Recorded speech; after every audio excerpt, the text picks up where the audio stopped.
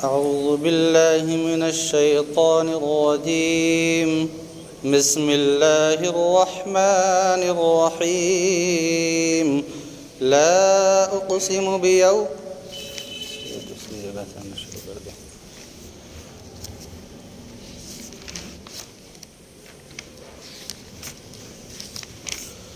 لا أقسم بهذا البلد وأنت حل بهذا البلد ووالد وما ولد لقد خلقنا الإنسان في كبد أيحسب أن لن يقدر عليه أحد يقول أهلكت مالا لبدا أيحسب أن لم يره أحد ألم نجعل له عينين ولسانا وشفتين وهديناه النجدين فلاقتحم العقبة وما أدراك ما العقبة فك رقبة أو إطعام في يوم ذي مسغبة يتيما ذا مقربة أو مسكينا ذا متربة ثم كان من الذين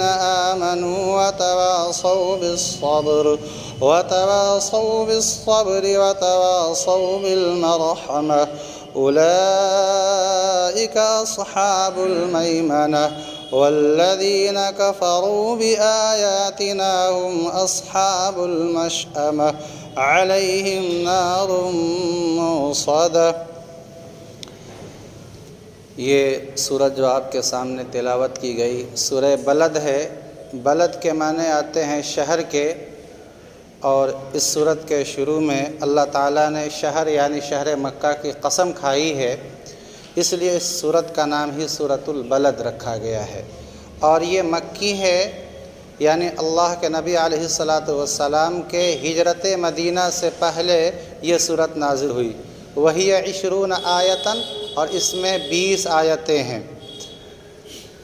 یہ اللہ رب العزت نے اس سورت کے اندر 2 باتوں کی قسم کھائی ہے، اور یہ بتانے کے لیے کہ انسان کو ہم نے مشقت کے ساتھ پیدا کیا ہے، اور اس کی پوری زندگی پیدائش سے لے کر کے حساب و کتاب تک مشقت سے بھری پڑی ہے۔ اسی لیے انسان جو ہے جب دنیا کے اندر آنکھیں کھولے، بالغ ہو، اس کے اوپر احکامات کا لزوم ہو، نماز، روزہ، حج، زکوٰۃ، تو اب یہ مشقت جو اٹھائے تو کس کام کے لیے اٹھائے؟ ایسے کام کے لیے مشقت اٹھائے جو اس کو آخرت میں کام آنے والی ہو۔ اللہ رب العزت نے اسی کی قسم کھائی ہے۔ پھر اللہ رب العزت نے زمانے جاہلیت کے اندر مشرکین مکہ میں سے بعض ایسے لوگ بھی تھے جو طاقتور تھے، اللہ کے نبی علیہ السلام کے منکر تھے، اور ان کو یہ تھا کہ محمد کیا، اللہ رب العزت بھی ہم پر قادر نہیں ہے۔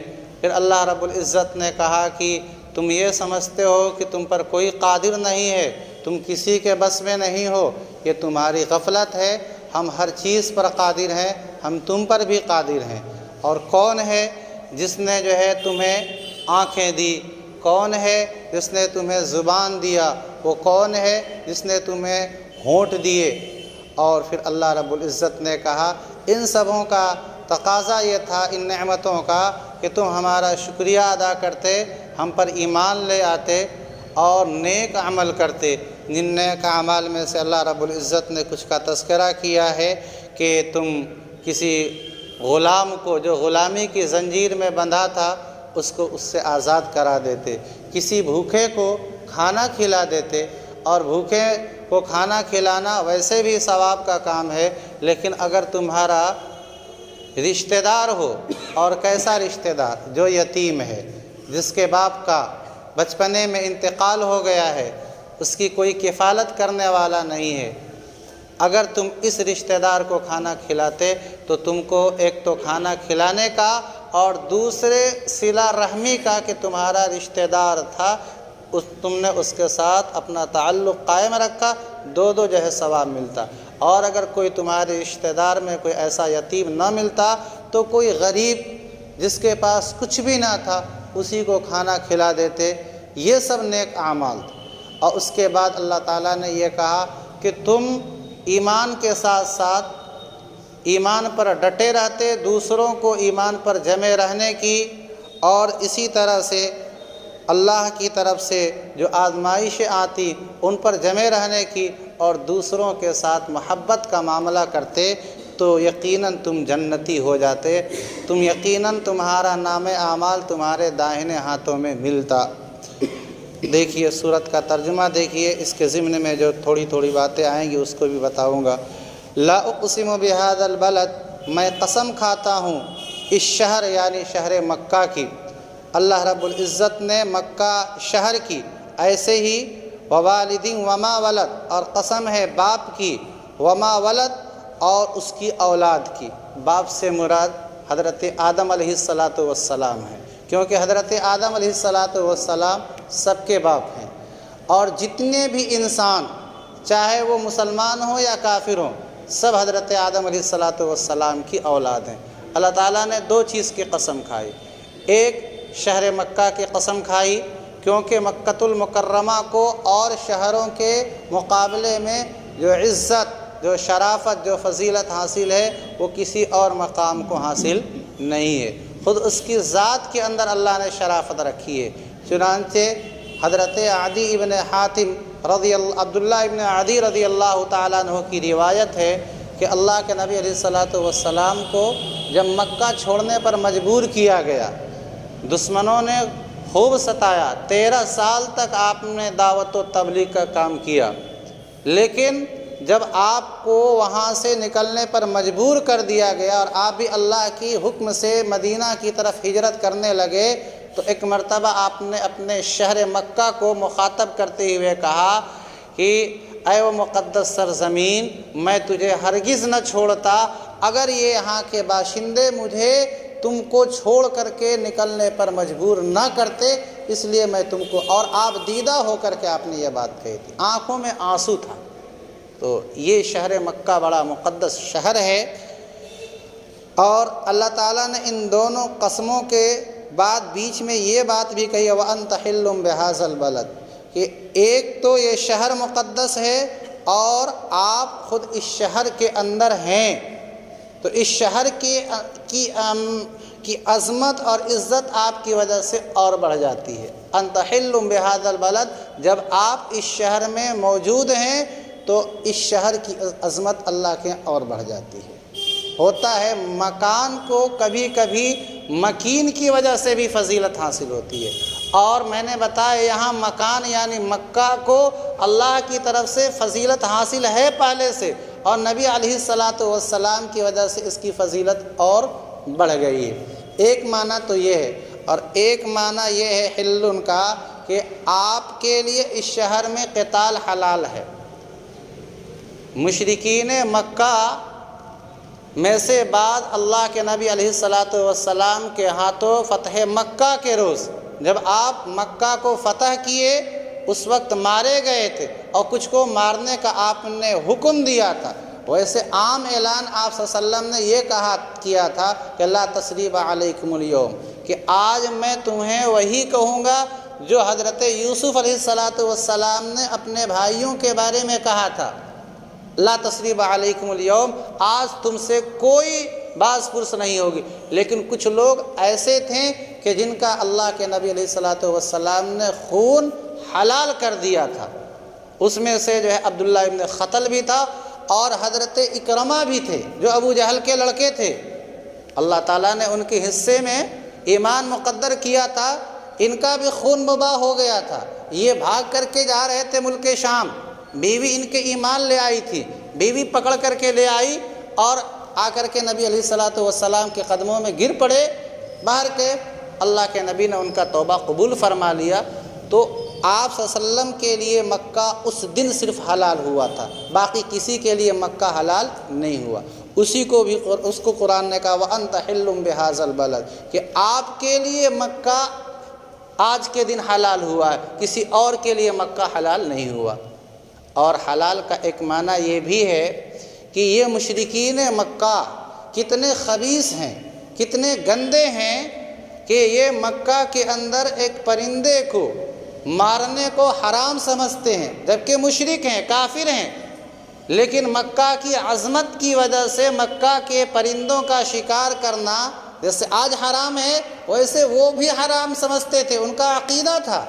لیکن آپ صرف رسالت کا اپنا اظہار کر رہے ہیں اور ایمان کی دعوت دے رہے ہیں تو یہ آپ کے قتل کو حلال سمجھ رہے ہیں۔ تو پرندے کو تو قتل کرنا انہوں نے حرام سمجھا، لیکن نعوذ باللہ آپ صلی اللہ علیہ وسلم کے قتل کو حلال سمجھ لیا۔ وَأَنْتَ حِلٌّ بِهَذَا الْبَلَدِ، ایک معنی یہ بھی ہے۔ تو اللہ رب العزت نے کہا کہ میں قسم کھاتا ہوں اس شہر مکہ کی، اور آپ کے لیے اس شہر میں قتال حلال ہے، یا آپ کو یہ لوگ اس شہر میں حلال سمجھتے ہیں، جبکہ آپ کیا پرندوں کا قتل اس شہر مکہ کے اندر حرام ہے۔ اور ایک معنی وہ بھی ہے کہ آپ جب کہ اس شہر میں ہیں تو اس شہر مکہ کی عظمت اور بڑھ جاتی ہے۔ ووالد وما ولد، اور قسم ہے والد یعنی حضرت آدم کی، وما ولد، اور حضرت آدم کی اولاد جو قیامت تک آئے گی اس کی۔ اللہ تعالیٰ نے کس بات پہ قسم کھائی ہے؟ جیسے ہم قسم کھاتے ہیں اللہ کی قسم میں تمہیں ماروں گا، تو اللہ تعالیٰ نے دو باتوں کی قسم کھائی، ایک شہر مکہ کی قسم کھائی اور دوسرے حضرت آدم اور حضرت آدم کی اولاد کی قسم کھائی۔ آگے جواب قسم ہے کہ لقد خلقنا الانسان فی کبد، کہ ہم نے انسان کو مشقت کے اندر پیدا کیا ہے، کبھی یہ مشقت سے خالی ہو ہی نہیں سکتا، کبھی بیماری میں مبتلا ہے تو کبھی رنج میں مبتلا ہے تو کبھی فکر میں مبتلا ہے۔ حضرت عبداللہ ابن عباس رضی اللہ تعالیٰ عنہما نے فرمایا کہ اگر انسان کی زندگی میں غور کر لیا جائے تو پیدائش سے لے کر کے حساب و کتاب تک وہ کبھی بھی پریشانی سے خالی نہیں ہے۔ جب ماں کے پیٹ میں تھا تو قید خانے میں تھا، ماں کے پیٹ سے جب باہر آیا تو دودھ پینے، بھوک کی مشقت کو برداشت کیا، اور جب جوان ہوا تو فکر معاش میں پریشان رہا، اور جب مرا تو قبر، اور قبر کے بعد حشر اور جزا سزا، یہ سب مشقتوں سے اس کی زندگی بھری ہوئی ہے۔ لیکن انسان محنت کرے، مشقت کرے تو کس کام کے لیے کرے؟ آخرت کے لیے، جو انسان کو وہاں کام آئے۔ اَيَحْسَبُ أَن لَّن يَقْدِرَ عَلَيْهِ أَحَدٌ، آگے اس کافر کا جس کا نام جو ہے اسود بتایا گیا ہے، اسود ابن شداد، یہ بڑا پہلوان قسم کا تھا، کفار مکہ میں سے تھا۔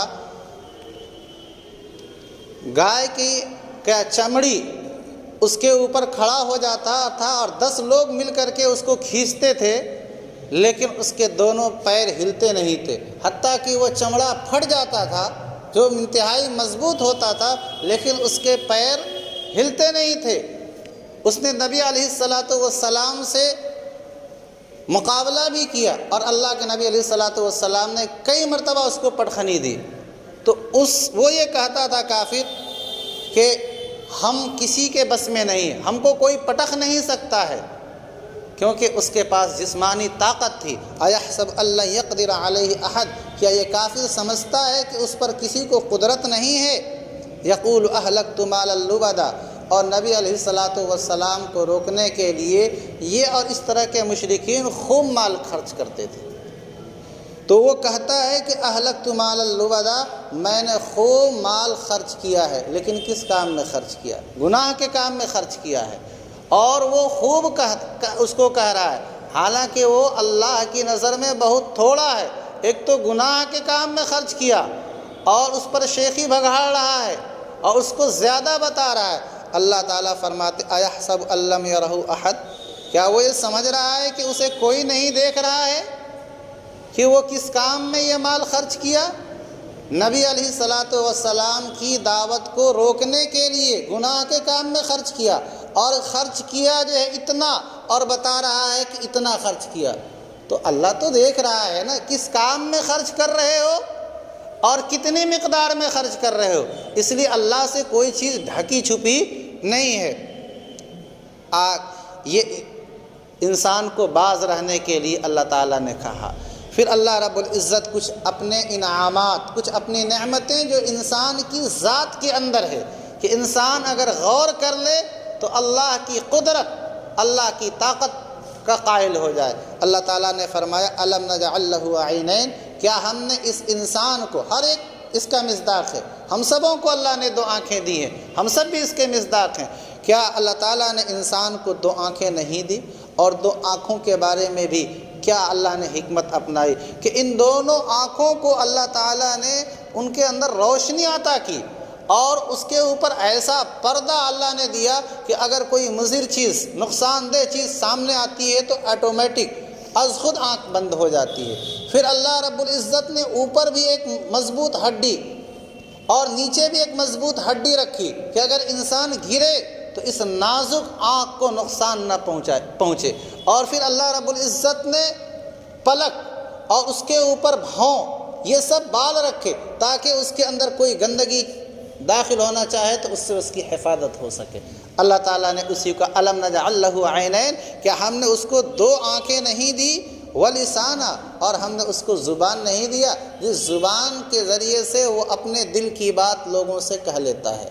اور یہ زبان، وہ زبان، اور اسی زبان کے بارے میں کہا وشفتین، اور دو ہونٹ دیے جس کے اندر یہ زبان چھپی ہوئی ہے۔ اللہ تعالیٰ نے دو ہونٹوں کا تذکرہ کر کے اس بات کی طرف بھی اشارہ کیا کہ یہ زبان آدھی منٹ سے بھی کم وقفے میں اگر اس کو صحیح طریقے سے استعمال کرے آدمی تو جہنم سے نکل کر جنت میں جا سکتا ہے۔ کہ کلمہ اسلام کو اپنی زبان سے ادا کر لے، اور اپنے دشمن کو بھی اگر اچھی بات کہے، معافی مانگ لے تو وہ اس کا دوست بن جائے، اور آدھی منٹ سے کم میں بھی اگر یہ کلمہ کفر کو اپنی زبان سے ادا کر دیا اور اپنے دوست کو گالی بک دیا تو اس کا زندگی بھر کا دشمن ہو جائے گا، جہنم میں چلا جائے گا۔ تو اللہ تعالیٰ نے کہا کہ ہم نے یہ زبان بھی دیے اور دو ہونٹ بھی دیے کہ ذرا اس زبان کو سنبھال کر کے استعمال کرنا، کہیں ایسا نہ ہو کہ اس زبان سے کلمہ کفر ادا کرو اور جہنم میں چلے جاؤ، کہ ایسا نہ ہو کہ اس زبان سے تم کسی کی دل آزاری کر سکو۔ وَهَدَيْنَاهُ النَّجْدَيْنِ، اور ہم نے اس انسان کو دو راستے بتلائے، خیر کا راستہ، اچھا راستہ، اور برائی کا راستہ۔ فَلَقْتَحَمَ الْعَقَبَةَ، لیکن وہ گھاٹی کے اندر داخل نہیں ہوا۔ گھاٹی پہاڑ کے درمیان، دو پہاڑوں کے درمیان جو راستہ ہوتا ہے اس کو بھی گھاٹی کہتے ہیں، اور عقبہ کا ایک معنی پہاڑ کی چوٹی ہے۔ دشمنوں سے بچنے کے لیے کبھی کبھی اس گھاٹی میں آدمی چھپ جاتا ہے، اور کبھی کبھی دشمن سے بچنے کے لیے پہاڑ کی چوٹی پر چلا جاتا ہے۔ تو اللہ تعالیٰ نے دین کے کام کو گھاٹی سے تشبیہ دیا، کیونکہ دین کے کام کو کرنا یہ بڑا مشقت والا عمل ہے، جیسا کہ گھاٹی کے اندر داخل ہونا، اور جب گھاٹی میں آدمی چلا جاتا ہے تو دشمن سے بچ جاتا ہے۔ ایسے ہی اگر اللہ تعالیٰ کی بتائے ہوئے طریقے پر انسان چلے گا تو جہنم سے بچ جائے گا۔ اسی کو اللہ تعالیٰ نے گھاٹی سے تعبیر کیا، فَلَقْتَحَمَ الْعَقَبَةَ، کہ یہ انسان گھاٹی کے اندر نہیں گھسا۔ وَمَا أَدْرَاكَ مَا الْعَقَبَةُ، یہ اللہ کا اپنا انداز ہے اس کی عظمت کو بیان کرنے کے لیے کہ تمہیں کیا معلوم کہ یہ گھاٹی کیا ہے۔ پھر اللہ نے خود ہی جواب دیا، فَكُّ رَقَبَةٍ، یہ گھاٹی یعنی دین کا عمل، فَكُّ رَقَبَةٍ، گردن کو غلامی سے آزاد کرانا ہے۔ حضرت ابوبکر صدیق رضی اللہ تعالی عنہ کتنے غلاموں کو جو ہے چھڑائے، 9 غلاموں کو ایک ایک مرتبہ میں انہوں نے آزاد کرا۔ حضرت بلال حبشی ہوں یا حضرت عمار ہوں، یہ سب جو ہے غلامی کی زنجیروں میں جکڑے ہوئے تھے۔ حضرت ابوبکر صدیق رضی اللہ تعالیٰ عنہ نے اپنا زر کثیر خرچ کر کے ان کو غلامی سے نجات دلایا جو ہے۔ فک رقبہ، کسی کی غلامی سے کسی کی گردن کو آزاد کرانا، او اطعام فی یوم ذی مسغبہ، یا کھانا کھلانا بھوک کے دن میں کسی یتیم کو، ذا مقربہ، جو تمہارا رشتہ دار ہو۔ کسی کو بھی کھانا کھلائے آدمی، یہ ثواب کا کام ہے، لیکن اپنا رشتہ دار ہو اور وہ یتیم ہو اور بھوک کے دن کھلا رہا ہے تو اس کا ثواب بڑھ جائے گا۔ ایک تو یہ ہے کہ اس کے پاس کھانا ہے، بھوک نہیں ہے، آپ دے رہے ہو، یہ وہ ثواب کا کام ہے۔ بھوک لگی ہوئی ہے اور یتیم ہے، رشتہ دار ہے، آپ اس کو کھانا کھلاؤ، یہ زیادہ ثواب کا کام ہے۔ او مسکینا ذا متربہ، یا اگر یتیم نہیں مل پا رہا ہے، کوئی غریب ہے، مسکین ہے، ذا متربہ جو خاک نشیں ہے، جس کے پاس کچھ بھی نہیں ہے، اس کو آپ کھانا کھلاؤ۔ ثم کان من الذین آمنوا وتواصوا بالصبر، پھر یہ ہو جائے ان لوگوں میں سے جو ایمان لائے اور ایک دوسرے کو ایمان پر جمنے کی تاکید کیے، وتواصوا بالمرحمہ، اور ایک دوسرے کو رحم کرنے کا حکم دیا کہ کسی کے اوپر کوئی ظلم نہ کرے، کوئی ظلم کر رہا ہے تو اس کو ظلم سے روک دے۔ اللہ کے نبی علیہ الصلوۃ والسلام نے فرمایا انصر اخاک ظالما او مظلوما، کہ تم اپنے بھائی کی مدد کرو چاہے وہ ظالم ہو یا مظلوم ہو۔ صحابہ نے کہا اللہ کے نبی مظلوم کی مدد تو سمجھ میں آتی ہے کہ اگر کوئی کسی کے ساتھ زیادتی کر رہا ہے تو ہم اس کی حفاظت کریں، ظالم کی مدد کیا ہوگی؟ بظاہر ایسا لگتا ہے کہ جو ظلم کر رہا ہے ہم بھی اس کا ساتھ دیں اور ظلم کریں۔ کہا نہیں، تم اس کا جو ہے ظلم کا پنجہ پکڑ کر کے موڑ دو، اس کو صحیح بات سمجھاؤ تاکہ وہ ظلم سے باز آ جائے۔ یہ ہے اپنے ظالم بھائی کی مدد کرنا۔ تو اللہ رب العزت نے فرمایا وتواصوا بالمرحمہ، اور یہ ایک دوسرے کو رحم کا حکم دیتے ہیں۔ اس کا مطلب یہ ہے کہ انسان اپنے طور پر بھی نیک عمل کرے اور دوسروں کو بھی نیک عمل کی دعوت دے۔ اسلام کے اندر دونوں مطلوب ہے، یہ نہیں کہ صرف اپنی ہی فکر ہو آخرت کی اور ہمارا بھائی، ہمارا پڑوسی، ہماری بیوی، ہمارے بچے جہنم میں جائیں اس سے ہمیں کیا فرق پڑتا؟ نہیں، خود کو بھی آگ سے بچانا ہے اور اپنے رشتہ داروں کو بھی بچانا ہے۔ وانذر عشیرتک الاقربین، اللہ کے نبی کو حکم ہوا اپنے قریبی رشتہ داروں کو جہنم کی آگ سے ڈرائیے۔ اولئک اصحاب المیمنہ، یہی وہ لوگ ہیں جن کو دائیں ہاتھ میں نام اعمال دیا جائے گا، یہ ان کے جنتی ہونے کی علامت ہوگی۔ والذین کفروا بآیاتنا، اور وہ لوگ جنہوں نے ہماری آیتوں کا یعنی قرآن کریم کا انکار کیا، یہ بائیں ہاتھ والے ہوں گے، یعنی ان کا نام اعمال ان کے بائیں ہاتھ میں دیا جائے گا، جو ان کے جہنمی ہونے کی پہچان ہوگی۔ علیہم نار موصدہ، ان کے اوپر جہنم کی آگ مسلط کر کے بند کر دی جائے گی، یعنی جہنم کی آگ دہکا کر کے دروازے کو بند کر دیا جائے گا کہ یہ اس سے نکل کر کے بھاگنا چاہیں تو بھاگ نہ سکے۔ آپ کمرے کے کھڑکیاں کھلی ہوں، دروازہ کھلا ہو، آگ لگ جائے، آپ دروازے سے بھاگ سکتے ہیں۔ اللہ رب العزت نے فرمایا کہ جنہوں نے ہماری آیتوں کا، قرآن کا انکار کیا، یہ لوگ بائیں ہاتھ والے، ان کا نام اعمال ان کے بائیں ہاتھ میں ہوگا، ان پر جہنم کی آگ مسلط کر دی جائے گی اور اس آگ کو پھر بند کر دیا جائے گا کہ یہ اس سے نکلنا چاہیں تو نکل نہیں سکتے۔ اللہ رب العزت ہم سبوں کو بھی جو ہے دائیں ہاتھ میں نام اعمال دے، بائیں ہاتھ میں نام اعمال دینے سے اللہ تعالی ہم سبوں کی حفاظت فرمائے، اور جو دائیں ہاتھ میں نام اعمال ملنے کے اسباب اور ذرائع ہیں نیک اعمال، اللہ اس کی ہمیں توفیق مرحمت فرمائے۔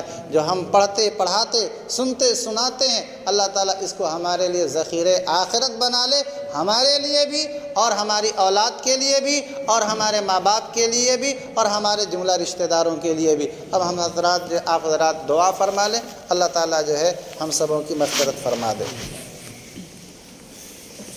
الحمد للہ رب العالمین، والصلاة والسلام علی سید الانبیاء والمرسلین۔ ربنا ظلمنا انفسنا وان لم تغفر لنا وترحمنا لنكونن من الخاسرین۔ رب اجعلنی مقیم الصلاة ومن ذریتی، ربنا تقبل دعاء۔ ربنا اغفر لي ولوالدي وللمؤمنين يوم يقوم الحساب۔ ربنا لا تزغ قلوبنا بعد إذ هديتنا وهب لنا من لدنك رحمة۔ ربنا آتنا في الدنيا حسنة وفي الآخرة حسنة وقنا عذاب النار۔ ربنا لا تؤاخذنا إن نسينا أو أخطأنا، ربنا ولا تحمل علينا إثرا كما حملته على الذين من قبلنا، ربنا ولا تحملنا ما لا طاقة لنا به، واعف عنا واغفر لنا وارحمنا أنت مولانا فانصرنا على القوم الكافرين. اللهم إنا نسألك من خير ما سألك منه نبيك محمد صلى الله عليه وسلم ونعوذ بك من شر ما استعاذ منه نبيك محمد صلی اللہ علیہ وسلم. یا اللہ ہم سب کے گناہوں کو معاف فرما دے. یا اللہ ہم سب کی خطاؤں کو درگزر فرما دے. یا اللہ ہم سب کے ہر چھوٹے بڑے گناہ کو محض اپنے فضل و کرم سے معاف فرما دے. اے ہمارے پروردگار ہمارے وہ گناہ جو ہم سے رات کے اندھیرے میں ہو گئے ہوں، یا اللہ ہمارے وہ گناہ جو ہم سے دن کے اجالے میں ہوئے ہوں، یا اللہ ہمارے وہ گناہ جو ہم سے جان بوجھ کر کے ہوئے ہوں، یا اللہ ہمارے وہ گناہ جو ہم سے انجانے میں ہو گئے ہوں، یا اللہ غرض کے ہر قسم کے ہر طرح کے گناہ کو محض اپنے فضل و کرم سے معاف فرما دیجئے. اے ہمارے پروردگار ہمیں نیک اعمال کی توفیق مرحمت فرما دیجئے. یا اللہ ہمیں پانچوں وقت کی نماز جماعت کے ساتھ پڑھنے کی توفیق مرحمت فرما دیجئے. اے اللہ ہمیں سے جو بیمار ہیں ان کو شفاء عاجلہ دائمہ مستمرہ عطا فرما دیجئے. یا اللہ جو ہم میں سے مقروض ہیں، یا اللہ ان کو قرض کے بوجھ سے سبکدوشی عطا فرمائیے. اے ہمارے پروردگار ہم میں سے جس کے دل میں جو بھی جائز تمنا ہے، یا اللہ تو اس کو بخوبی جانتا ہے. یا اللہ محض اپنے فضل و کرم سے اس کو پورا فرما دے. یا اللہ اس کو پورا فرما دے. یا اللہ ہم میں سے جن کے بچے غلط راستے پر چل پڑے ہیں، یا اللہ ان کو صحیح راستے پر چلنے کی توفیق مرحمت فرما دے. اے ہمارے پروردگار ہمارے گھروں کا ماحول دینی بنا دے. یا اللہ قرآن اور حدیث کی تعلیم کو ہمارے گھروں میں عام فرما دے. یا اللہ قرآن سے، حدیث سے، مسجد سے، مدرسوں سے، خانقاہوں سے، اہل اللہ سے یا اللہ ہماری نسبت کو قائم فرما دے. یا اللہ ہمارا تعلق قائم فرما دے. اے ہمارے پروردگار مرتے وقت زبان پر کلمہ نصیب فرما دے. مرتے وقت زبان پر کلمہ نصیب فرما دے. یا اللہ ہم میں سے جن کے ماں باپ دنیا سے جا چکے ہیں، یا اللہ ان کی مغفرت فرما دے. یا اللہ جن کے ماں باپ زندہ ہیں، یا اللہ ان کی خدمت کی توفیق مرحمت فرما دے. سبحان ربک رب العزت عما یصفون وسلام علی المرسلین والحمد للہ رب العالمین. رحمتک یا رحمت.